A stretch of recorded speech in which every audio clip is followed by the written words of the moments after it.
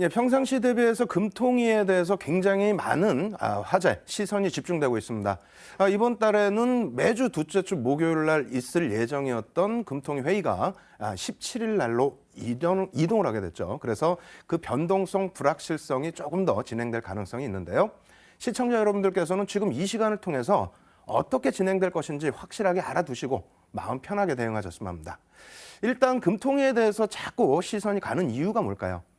제가 지난 시간부터 해서 계속 말씀드린 게 있습니다. 첫 번째로는요. 3주 전에 유가 관련돼서 말씀을 드렸고요. 2주 전에는 무엇을 말씀드렸죠? 금리를 말씀드렸습니다. 세 번째, 지난주에는 환율에 대해서 말씀드렸습니다. 최근 들어서 유로존의 양적 완화, 그에 앞서서는 일본의 아베노믹스 이러한 부분에 있어서 크게 확대 해석을 한다면 어떤 부분이 지금 노출되고 있습니까? 환율 전쟁이라는 표현까지 하고 있어요. 그래서 지난주에 말씀드린 내용이 환율 전쟁은 아니다. 왜? 기축통화와의 싸움이 아니고 주변 국가들의 흐름입니다. 따라서 금통위 부분도 오늘 자료를 갖고 나올까 하다가 고심고심을 했습니다. 왜? 주변 부분에 있어서의 조그마한 옆에 곁다리식의 그러한 의견들까지 여러분들이 신경 쓰실 이유가 없기 때문이에요. 그래서 준비해온 자료를 놓고 보면서 차분하게 설명을 드려보도록 하겠습니다. 자, 먼저 첫 번째 자료 준비는요. 한국은행, 우리나라죠. 우리나라의 기준금리가 어떻게 움직였는지 화면을 통해서 설명을 드려보도록 하겠습니다. 자, 이렇게 놓고 보시면은요. 간단하게만 생각을 하시면 될 것 같아요. 2011년도에 1월부터 해서 6월까지 세 차례 금리 변동이 있었고요. 두 번째는 언제죠? 2012년도에 역시 두 차례 정도 금리 변동이 있었습니다. 그리고 2013년에 한 차례, 2014년도에 한 차례. 다시 얘기해서 금리라는 것은 매번 바뀌는 게 아니에요. 1년에 한두 차례 움직일까 말까 한 게 금리입니다. 그런데 조금 전에 앞서 말씀드린 것처럼 주요 국가들의 금리 부분 때문에 많이 요즘에 시장에서 관심을 많이 갖게 되는데 최근 들어서 호주 금리 또 얘기가 나왔었죠. 호주 금리 한번 놓고 볼까요? 호주 제 입장에서는 솔직히 그렇습니다. 호주 제가 가본 적도 없습니다. 가본 적도 없는 국가의 금리까지 이 시간을 통해서 공부를 해야 되느냐? 공부까지는 아니고요. 이렇게 한번 놓고 보십시오. 전체적으로 놓고 비교를 할 때 시장에서는 매일매일 많은 뉴스거리가 있어야 되겠죠. 그러다 보니까 호주 금리가 우리나라 금리와 비슷하게 움직여 갔다. 정책이 비슷했다. 이렇게까지 표현하고 있는데 호주뿐만 아니라 글로벌 시장 자체, 그러니까 글로벌 주요 국가 자체가 금리는 비슷하게 움직여 왔습니다. 다만 최근 들어서 강달러 기조와 그리고 양적 완화, 유로존 쪽의 양적 완화 등의 엇갈리는 그 추세 속의 흐름 속에 있어서 우리나라만 조금 멈춰져 있는 거죠. 그러다 보니까 자꾸 옆에서 금리를 인하해야 된다 하는데 결코 그렇지 않습니다. 그 부분의 장단점을 여러분들이 꼭 파악하셔야 된다 이렇게 말씀드리겠고요. 또 한 가지, 최근 들어서 한 가지 또 주요하게 이슈가 된 부분이 어떤 게 있죠? 중국입니다. 자, 한번 놓고 보시게 되면요. 중국의 지급 준비율 추이입니다. 이렇게 해서 놓고 보시게 되면 2006년도에 가파르게 지급 준비율이 올라갔고요. 그리고 2008년도에 잠깐 지급 준비율이 인하가 됐습니다. 근데 그 이후의 흐름을 놓고 보시게 되면은 어떻게 됐습니까? 2010년부터 해서 다시 2011년까지 지급 준비율이 21.50%까지 크게 상향되는 그런 모습이 연출이 됐고요. 그 이후에 점진적으로 지급 준비율의 인하. 그러고 나서 33개월 동안 멈춰있던 지급 준비율 이번에 어떻게 했죠? 이번에 한 차례 또 내렸어요. 그러다 보니까 시장에서는 해석이 어떻게 됐습니까? 전체적인 그림 한번 놓고 보면서 또 설명을 드릴 텐데요. 자, 시장에서는요. 중국의 지급 준비율이 인하돼서 단기적으로 우리나라의 유동성이 확대된다? 왜 확대가 됩니까? 어찌됐건 간에 우리나라에도 긍정적인 요인을 준다? 글쎄요. 국내 증시는 어찌됐건 그날 살짝의 조정이 나타났습니다. 그리고 이러한 부분에 있어서 명확하게 여러분들이 해석을 하셔야 돼요. 어떤 부분으로? 실제 중국 지준율이 인하가 됐을 때 혹은 지준율이 인상이 됐을 때 국내 증시에 큰 영향을 줬느냐 이러한 부분을 확인을 하셔야겠죠. 같이 놓고 보도록 하겠습니다. 자, 지급 준비율의 장기 추세고요. 앞서 말씀드린 것처럼 2006년도에 급작스럽게 인상을 했고요. 그리고 2010년도에 역시 추가적인 인상. 그러고 나서 한동안 횡보해서 이번에 조금 내렸다는 거예요. 다시 얘기한다면 급격한 변화는 아니었다는 거고요. 자, 코스피 월봉 차트입니다. 잘 보세요.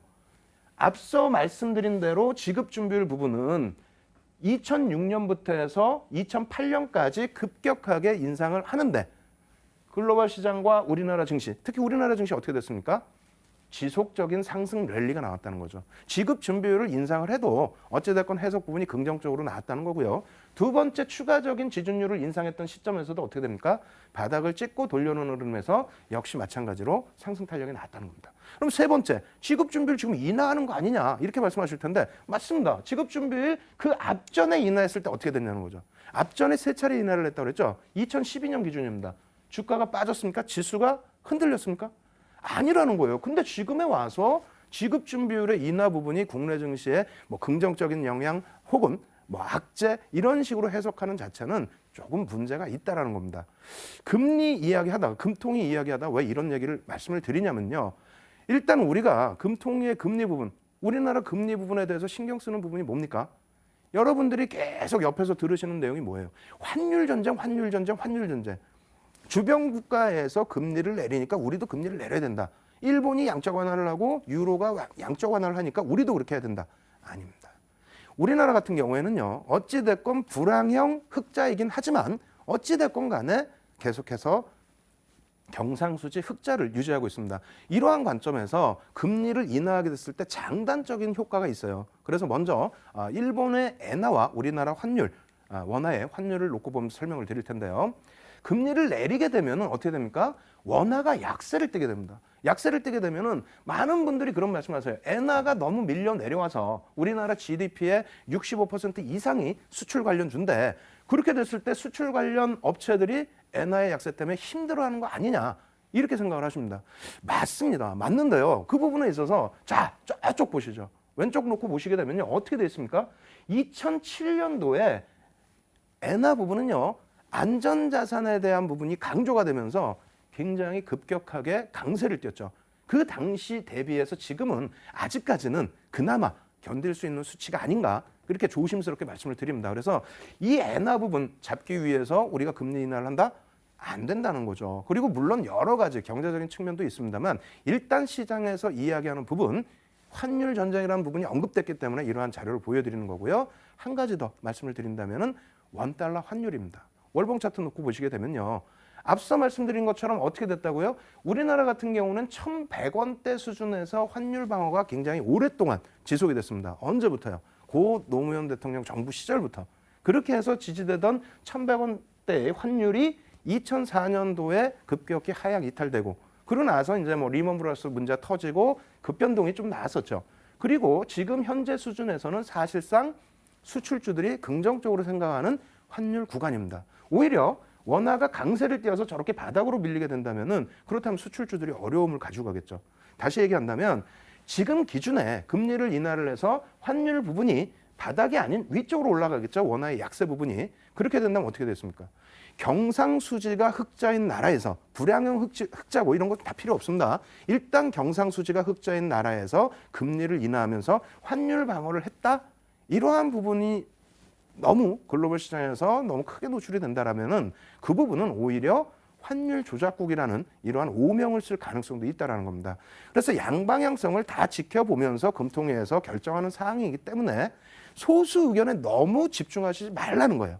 아시겠어요? 그래서 전체적인 시장의 흐름을 놓고 보실 때에는 앞서 말씀드린 것처럼 어떻게 했습니까?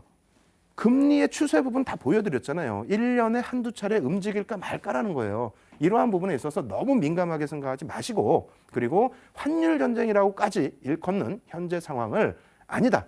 기축 통화의 움직임에서의 문제점이 없다. 이런 부분 확인하시고 그 부분도 좀 모자르시다. 이해하기 어렵다 하시면은 지난번에 녹화 방송 혹은 저희 815TV에서는 장중과 야간에 계속해서 여러분들께 무료 방송 해드리면서 이런 교육들을 진행하고 있어요.